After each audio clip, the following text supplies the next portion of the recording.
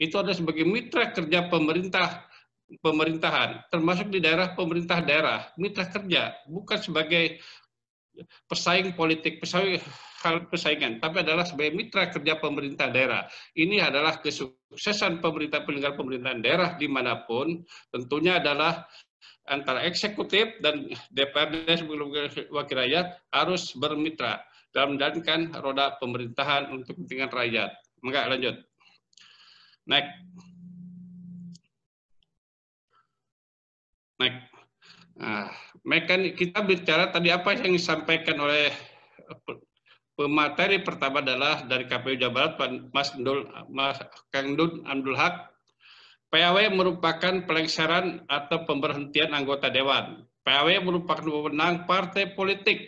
Apa yang dijelaskan tadi oleh KPU Jawa Barat bahwa adalah wewenangnya partai politik terhadap kader partai yang menjabat sebagai anggota dewan. Partai politik memiliki hak untuk pemecatan, pemberhentian, dan pergantian bagi kader yang didelegasikan oleh partai politik menjadi anggota DPR atau DPRD. Itu yang disebut dulu adalah istilah hak recall. Nah, itu adalah apakah partai politik punya kewenangan sangat luas sekali karena itulah anggota dewan berasal dari kader partai politik punya kewenangan dalam konteks itu.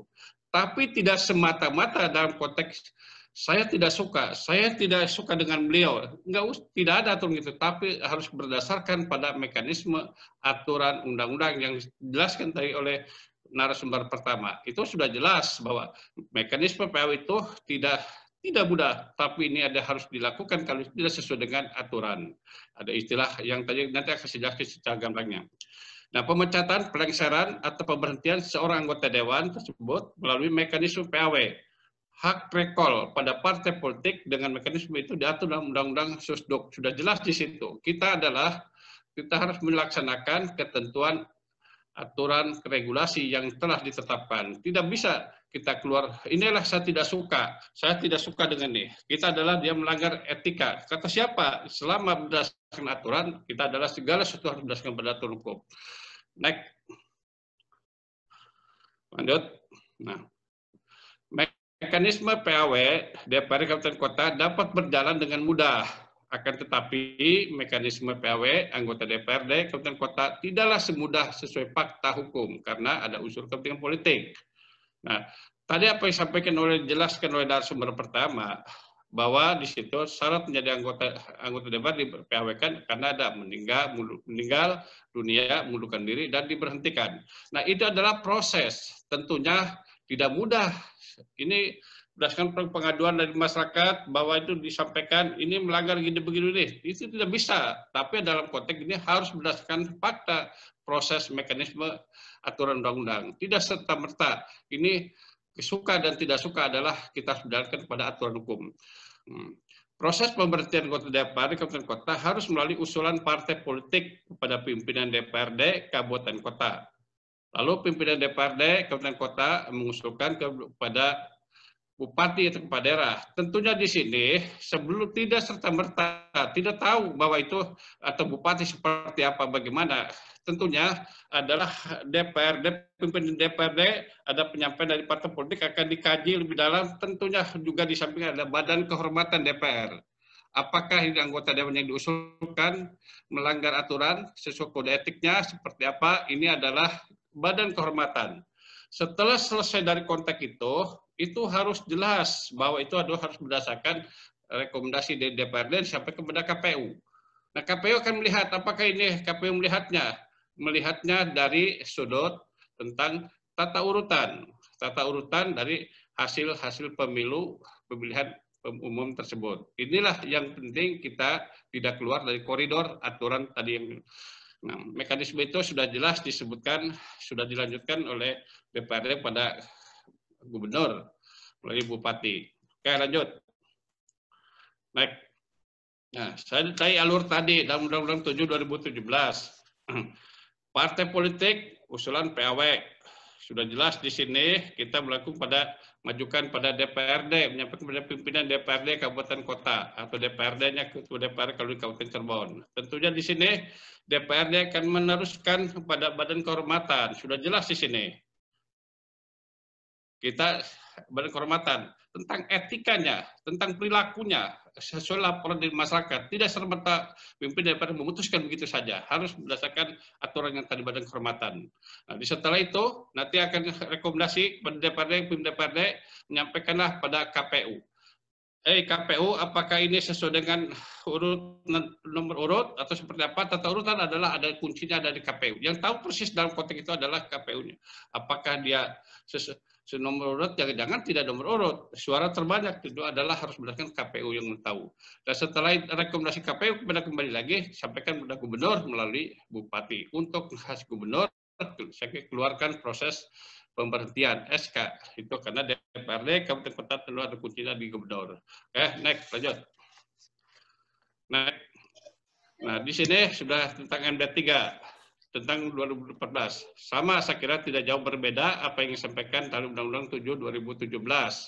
Saya kira ini tentang alur pembagian proses PAW dalam Undang-Undang Susduknya. Sudah tidak keluar dari koridor aturan. Saya kira mekanismenya hampir sama apa yang disampaikan oleh narasumber pertama, Pandu Abdul Haq. Oke, lanjut.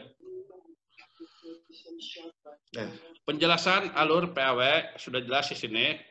Pasal 406 Undang-Undang 17 2014 tentang Susduk, MPR, DPR, DPD, dan DPRD, mekanisme dalam pemberhentian anggota DPRD Kabupaten Kota sebagai berikut.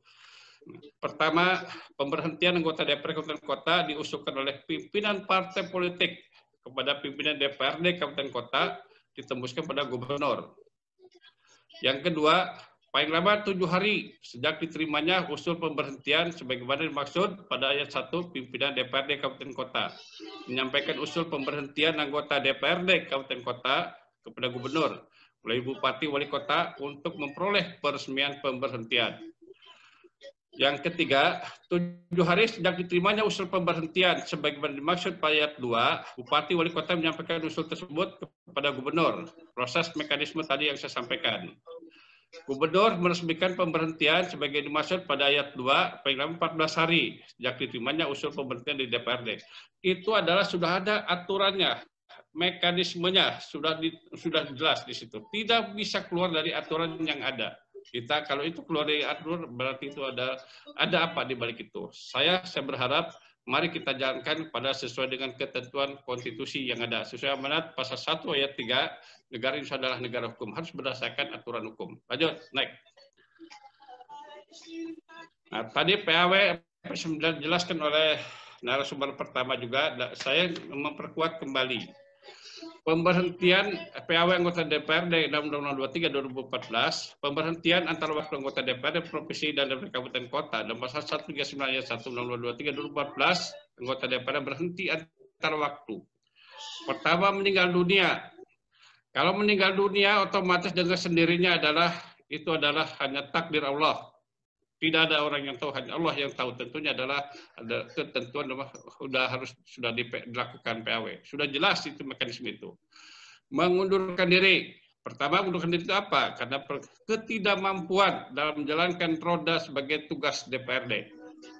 Tentunya mungkin sebagai ada problem masalah apa. Ini adalah mengundurkan diri. Sudah jelas ada aturan dalam undang-undang. Yang ketiga, diberhentikan atau tersangkut proses hukum.